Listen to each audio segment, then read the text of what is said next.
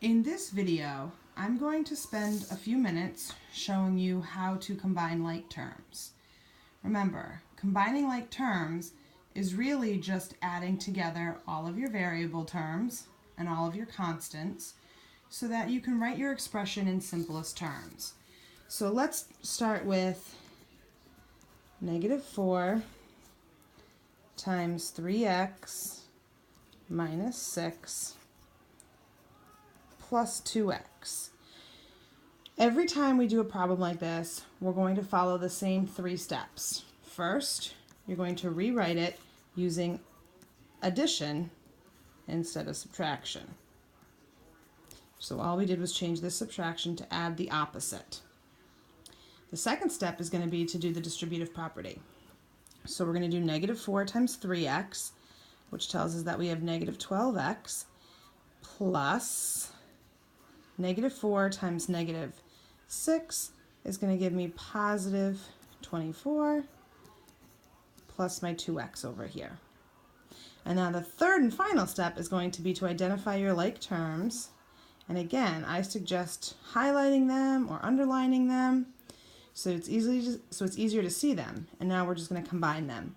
-12x plus 2x is -10x plus 24. That would be the expression in simplest form. Now, a type of problem that seemed to be confusing a lot of students are if we have 4 minus 3x minus 2 plus x minus 12. Again, the longer ones seem to intimidate students, but really we're going to continue to follow the same steps.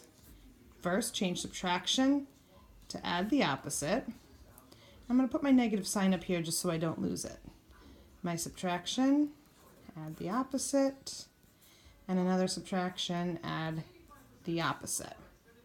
The next step is going to be to do the distributive property. This negative sign here really means I have the opposite of everything inside of my parentheses. So instead of 3x, we're going to have -3x. Instead of -2, we're going to have +2 plus x plus -12.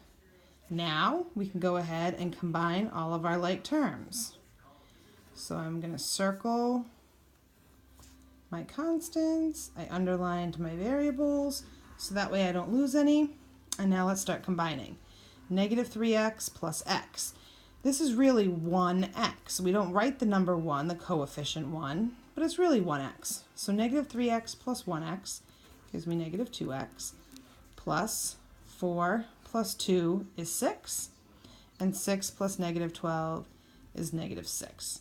This is simplest form, but it's not standard form. Standard form doesn't allow us to have 2 signs next to each other. So instead, we're going to turn that into subtraction. Because remember, subtraction is the same as adding the opposite. Here's our simplest form in standard form. Let's take a look at one more. If we do 7 minus 5 times 2x plus 1 minus 3x plus 8.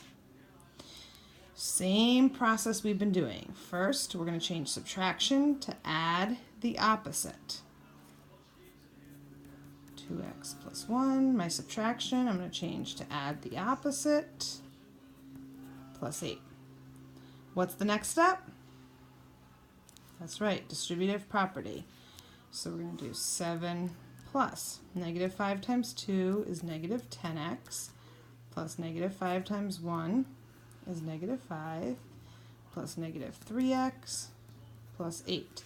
Remember, we can't do 7 plus -5 because this -5 is really telling us how many of these parentheses we have. So we can't add 7 to that.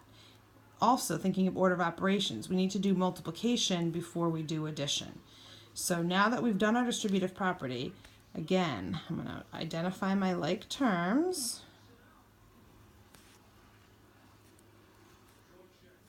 And now I can combine them. The -10x plus -3x is -13x, and let's see. I'm going to do 7 plus 8 is 15.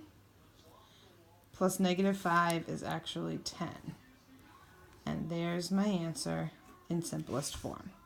So it's the 3 steps. First, rewrite subtraction as add the opposite.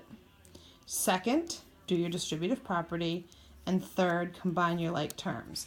If you follow those 3 simple steps every time, you will be able to simplify expressions. The negative signs can get lost sometimes, so you want to be really careful with them. When you change it to add the opposite, just put it right by the parenthesis or keep it right here with the coefficient, and just be really mindful of your rules of integers. Negative times positive is negative. Negative times negative is positive.